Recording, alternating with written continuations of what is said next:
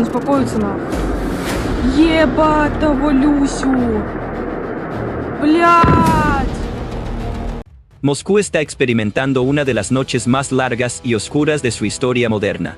La guerra en Ucrania ya no se libra a lo largo de la frontera, sino directamente en la capital de Rusia, sobre las cabezas de sus 20 millones de habitantes. La serie de ataques que comenzó en la capital durante los primeros días de enero alcanzó su punto culminante en la noche del 3 al 4 de enero. Más de 200 UAV fueron lanzados por Ucrania con objetivo en Moscú, según datos de radar y fuentes independientes. Esto no fue simplemente un ataque, constituyó un bloqueo aéreo. El Kremlin se vio forzado a activar la medida más extrema de su doctrina militar cuando se enfrentó a esta intensidad: el plan encubierto. Las implicaciones de este plan son directas. Los aeropuertos de Moscú se vuelven inseguros una vez que suena la alarma encubierta. Y eso es precisamente lo que ocurrió. Las puertas de entrada de Rusia al mundo, los aeropuertos Vnukovo, Domodedovo, Zhukovsky y Seravo, se transformaron en trampas de concreto, música, en el instante en que se emitió la orden. Los ataques persistieron. Llegaron en oleadas. Los sonidos de explosiones sobre los cielos de Moscú continuaron incluso después de que emergiera la luz del día. Sin embargo, la destrucción genuina ocurrió no en las estructuras sino dentro de las terminales aeroportuarias. No solo a los drones, música, sino también a su propia población fue sellado el espacio aéreo de Moscú. El momento de esta crisis también llevaba un peso significativo. Para Rusia, enero marca la Navidad ortodoxa, música, y las celebraciones de Año Nuevo. Estamos discutiendo, en otras palabras, un periodo de máximo tráfico de pasajeros. El hecho de que esta crisis confrontara a los rusos durante este marco temporal amplificó la situación aún más. Multitudes masivas se reunieron frente a los mostradores de check-in, con pasajeros cuestionando al personal de las aerolíneas sobre las circunstancias. Un video de teléfono celular capturado por un pasajero mostró vívidamente la crisis desarrollándose en los aeropuertos de Moscú. Desde principios de enero, se afirma que precisamente 20.000 pasajeros han quedado varados dentro de las terminales de Moscú. Estos individuos no pueden partir a ningún lado ya que los aviones permanecen en tierra. No pueden regresar a la ciudad ya que las carreteras están reportadamente bloqueadas debido al clima. Las terminales presentan una escena caótica. Los hoteles han alcanzado su capacidad. Las salas VIP están sobresaturadas. Solo queda una opción: pasar la noche en los aeropuertos. La administración aeroportuaria parece no estar preparada para una crisis de tal magnitud. Esta posibilidad profundiza aún más la crisis en los aeropuertos de Moscú. Sin embargo, hay un solo mensaje que persiste sin cambios en las pantallas: retraso continuo o cancelación de vuelo. Los pasajeros en tránsito enfrentan una situación particularmente trágica. Probablemente prohibidos de salir de la terminal y entrar a la ciudad sin visas. Detrás del control de pasaportes, estas personas permanecen atrapadas en el limbo. Sin aire fresco, sin camas, sin duchas. Se cree que estos 20.000 individuos han caído víctimas de la crisis generada por la guerra de defensa aérea de Putin. Para ellos, el aeropuerto de Moscú ha dejado de ser un centro de transporte y se ha transformado en un laberinto sin salida. El alcalde Soam podría pronunciar discursos de victoria proclamando: derribamos 50 drones. Derribamos 30 drones. El Ministerio de Defensa ruso podría afirmar que todo permanece bajo control. Sin embargo, para los pasajeros varados en los aeropuertos de Moscú, el control está completamente ausente. Para ellos, el Estado podría haberse transformado de una fuerza protectora en un muro que los aprisiona dentro de la terminal, retiene información y los deja, música, hambrientos. La crisis posee una dimensión financiera y operacional masiva que permanece invisible pero devora la economía rusa. Los gráficos de Flight Radar 24 mostrando aviones circulando sobre Moscú con reservas de combustible disminuyendo no fueron una sorpresa. Música, los reportes de aviones desviados a Nizhny Novgorod, Kazán y San Petersburgo, incapaces de aterrizar en Moscú, llenando los estacionamientos en esos aeropuertos más pequeños fueron igualmente esperados. Cerrar aeropuertos no se trata simplemente de cerrar una puerta. Se trata de derribar fichas de dominó. Más de 500 vuelos cancelados. Si crees que el costo se detiene en los reembolsos de boletos, estás equivocado. Mientras estaban en el aire, cientos de aviones no pudieron aterrizar en Moscú debido a la orden encubierta. Desviar estos aviones a aeropuertos alternos drena miles de millones de rublos. Sin embargo, las áreas de estacionamiento en estos aeropuertos más pequeños alcanzaron su capacidad. Sus límites fueron excedidos. En pistas y calles de rodaje, los aviones permanecieron varados. Durante horas, los pasajeros no pudieron desembarcar ya que no había autobuses para transportarlos ni puentes de embarque. Incluso peor es la situación de programación de tripulación. En aviación, las tripulaciones de cabina y pilotos enfrentan restricciones legales de tiempo de vuelo. Los turnos de las tripulaciones aterrizando en otras ciudades o esperando en los cielos de Moscú probablemente han sido excedidos debido a los retrasos. Por lo tanto, incluso con el espacio aéreo abriéndose ahora, encontrar una tripulación legalmente permitida para volar esos aviones podría resultar imposible. La cancelación de un vuelo puede crear un efecto en cascada y perturbar los próximos 10 vuelos de ese avión. Las aerolíneas rusas, ya lidiando con una crisis de repuestos y sanciones, podrían estar ahora acercándose a la bancarrota operacional. Los servicios terrestres han colapsado, los costos de combustible se han duplicado, y el transporte de cargas se ha detenido. El corazón logístico de Rusia es Moscú, y actualmente ese corazón está en arritmia. Esta crisis probablemente resultará en gráficos de acciones cayendo y los logos de aerolíneas rusas como Aeroflot y S-7. Entonces, ¿dónde están los legendarios sistemas Pantsir y los S-400 de $1.000 millones? ¿Cómo puede Moscú, protegida por la red de defensa aérea más densa del mundo, ser tan impotente contra simples juguetes motorizados que cerrar sus aeropuertos se vuelve necesario? La respuesta reside en la táctica de saturación asimétrica de Ucrania. Primero, los radares rusos como el Nevo SVU y el 96L6 están diseñados para detectar misiles balísticos y aviones bombarderos masivos. Los drones ucranianos, por el contrario, están construidos de materiales compuestos, poseen una firma de radar muy baja y, críticamente, vuelan muy bajo. Entre edificios, a nivel de árboles, se deslizan. Los radares rusos los filtran, confundiéndolos con ruido de suelo, ruido de tráfico o bandadas de pájaros. Lo que yace a sus pies no puede ser visto por los gigantes. Segundo, y más críticamente, está el dilema de seguridad. Cuando 200 drones atacan simultáneamente, como ocurrió el 4 de enero, las computadoras de defensa aérea rusas pierden la capacidad de distinguir entre objetivos. El sistema alcanza la saturación. Y con aviones civiles en el aire, disparar baterías de defensa aérea se asemeja a jugar ruleta rusa. Existe un alto riesgo de que un bloqueo de radar o un misil buscador de calor apunte a un Airbus lleno de pasajeros en lugar de a un dron. Esta ecuación deja impotente al Kremlin. Si disparas misiles defendiendo Moscú, arriesgas golpear tus propios aviones civiles.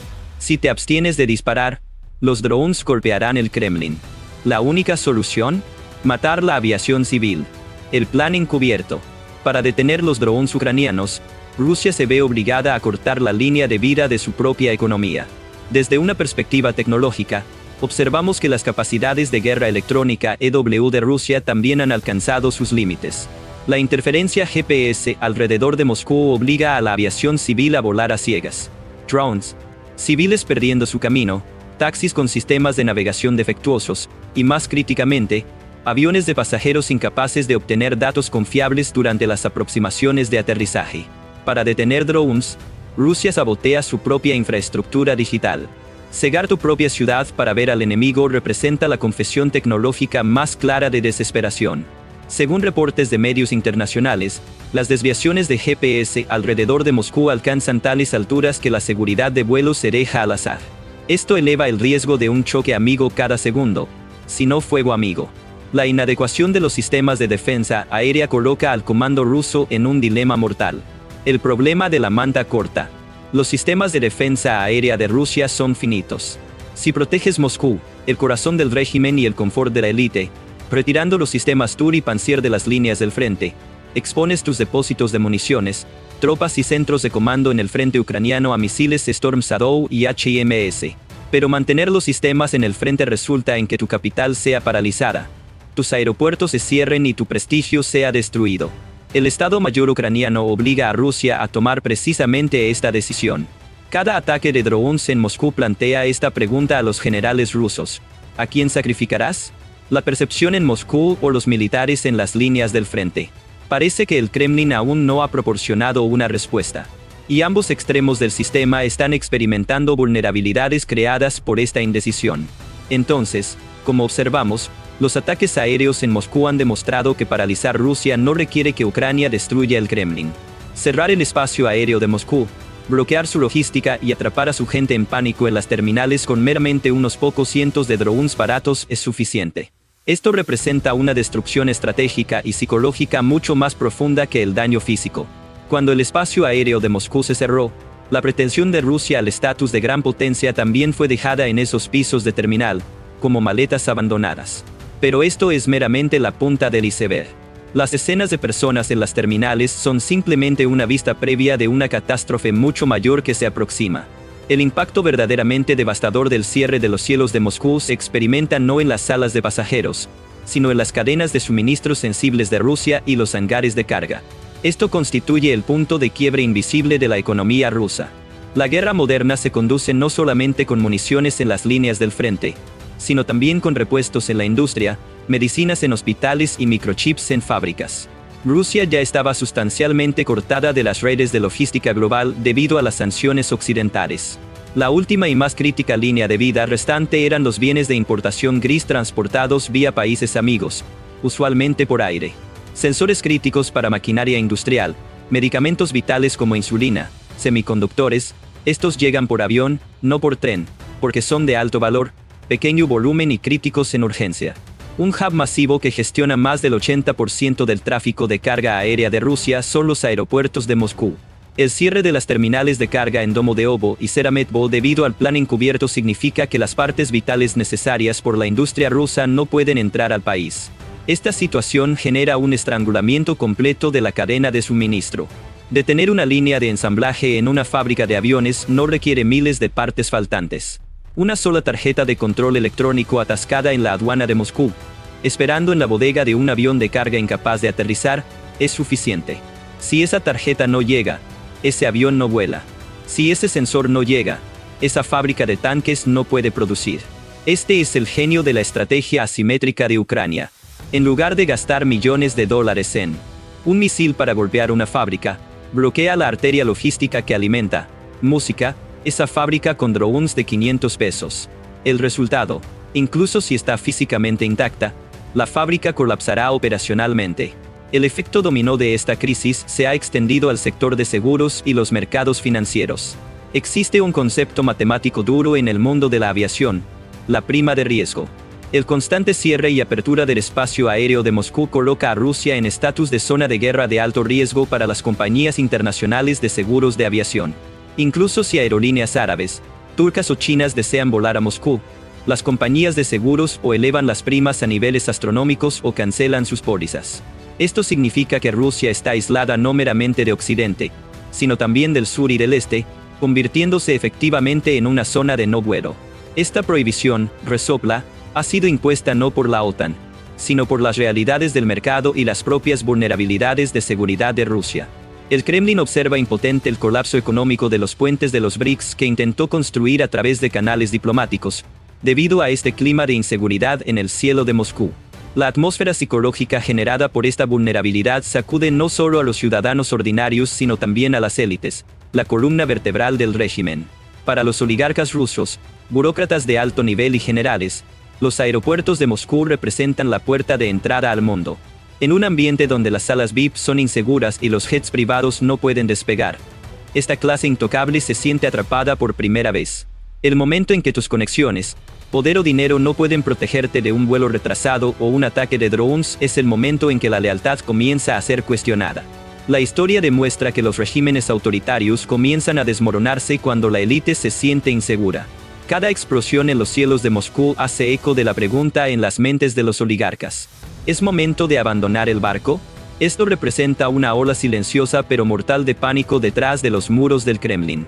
Además, un escenario de pesadilla para el Kremlin es el riesgo de que este caos se propague a las regiones interiores de Rusia. El centro nervioso de Rusia es Moscú. La parálisis aquí impacta el sistema nervioso de todo el país, desde Kaliningrad hasta Vladivostok. La detención de transferencias de documentos bancarios, retrasos en el correo aéreo, esto significan una desaceleración en el control del gobierno central sobre las provincias. En una, resopla, geografía vasta como Rusia, el transporte aéreo no es un lujo sino cemento unificador. Los drones ucranianos están fracturando este cemento. Mientras los gobernadores regionales son testigos de que Moscú no puede asegurar ni siquiera su propia seguridad, pueden perder fe en la autoridad central. Esto significa la tensión de la estructura federal de la Federación Rusa y el surgimiento de iniciativas locales. La debilidad del centro acelera la separación de la periferia. En última instancia, esta crisis en los aeropuertos de Moscú no es una dificultad operacional simple o un fallo temporal. Constituye evidencia concreta de la capacidad sobrecargada del Estado ruso. Ucrania ha logrado su objetivo de llevar la guerra profundamente en Rusia, tanto psicológica como físicamente. El famoso aura de invencibilidad de Moscú ha sido aplastada bajo los pies de pasajeros exhaustos acostados en el piso frío del aeropuerto de Vnukovo. Lo que Putin llama una operación militar especial ahora se ha convertido para cada ciudadano ruso no en la gran defensa de la patria, sino en el gran caos de la patria. El cielo ya no es el dominio de soberanía de Rusia, sino una fuente de miedo e incertidumbre. Y el mensaje de ese cielo es inequívoco. No importa cuán seguros sean los palacios, no importa cuán altos sean los muros. Música, la guerra ya no está en la puerta, ahora está dentro de la casa. Las luces se están apagando para el Kremlin. Y esta oscuridad no es del tipo que el amanecer disipará. Es, resopla, el crepúsculo del colapso de un imperio. ¿Qué piensas?